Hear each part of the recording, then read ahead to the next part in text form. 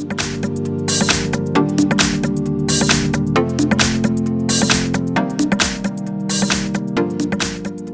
have WIKO View 2 Pro, and let me show you how to reset network settings on the following device. So at the very beginning, let's start by using the home screen. Find and select the settings. Then from the following list, let's choose System. Here let's choose Reset and select Network Settings Reset. So this will reset all network settings including Wi-Fi, mobile data and Bluetooth. If you are aware of this, let's choose Reset Settings and confirm the whole operation by tapping Reset Settings again. That's it, network settings have been reset, so you can go back and start using your device in a normal way. Thank you for watching, please subscribe our channel and leave thumbs up under the video.